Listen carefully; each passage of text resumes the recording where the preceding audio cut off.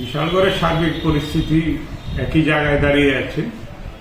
বিশালগড়ের সামাজিক অবক্ষয় এবং বিশালগড়ের সমাজদ্রোহী দৌরাত্ম্য, এটা ত্রিপুরা রাজ্যের সংবাদ শিরোনামে আছে এবং ত্রিপুরা রাজ্য এই বিষয়ে ভারতবর্ষের মধ্যে এগিয়ে আছে।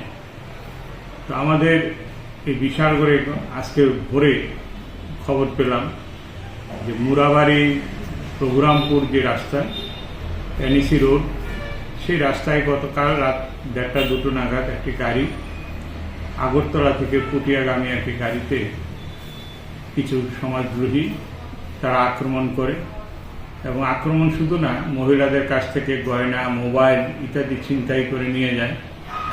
তারা প্রাণ রক্ষায় জঙ্গলে আশ্রয় গ্রহণ করে। ওই গাড়ির যিনি ড্রাইভার, ওনাকে অপহরণ করে এবং পরবর্তী সময়ে ভোরের আলো যখন ফুটে তখন তারা জঙ্গল থেকে বেরিয়ে এসে থানাতে তারা যায়।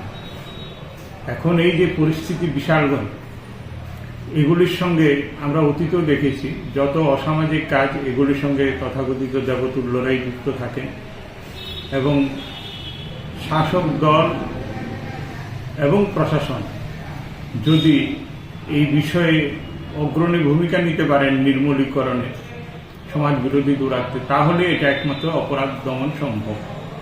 আর শাসক দল বা প্রশাসন যদি এটা না চায় বা তারা এটাকে বাহবা দেয় বা যারা এগুলি করে তাদের সঙ্গে ফটোশ্যুট করে, বিভিন্ন মিটিং মিছিল র্যালিতে তাদেরকে সামনে রেখে তারা এগিয়ে চলে, তাহলে এই সমাজ বিরোধী দৌরাত্ম্য এটা বন্ধ হওয়ার নয়। আমরা এমনিতেই দেখছি, আপনারাও জানেন সারা দেশে কি চলছে। রাম মন্দিরের টাকা হাফিজ হয়ে যাচ্ছে। তো যারা এটা পরিচালন কমিটি, স্কুলের থেকে শুরু করে সাধারণ বাজার কমিটি গঠনেও শাসক দলের নেতা, মন্ত্রী, কর্মীর ছাড়া হয় না, তাহলে এত বড় রাম মন্দিরের এত এত কোটি টাকা আত্মসাৎ হয়ে গেল, লুট হয়ে গেল, তারও কালা করল। এমনিভাবেই একটা মন্দিরে যদি লুটতেরা বাহিনী বা এটাকে আমরা এক সেন্সে বলবো সমাজ বিরোধী, তারা লুকিয়ে থাকতে পারে, তাহলে এই প্রকাশ্য সমাজ জীবনে তারা কোন স্তরে আছে তা এমনিতেই বোঝা যায়।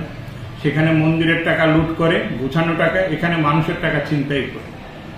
একই সব জায়গায় দেখবেন, খোঁজ নিলে পরে তাদের পরিচিতি, তাদের কর্মধারা, তাদের মতাদর্শ একটা জায়গা থেকেই পরিচালিত হচ্ছে।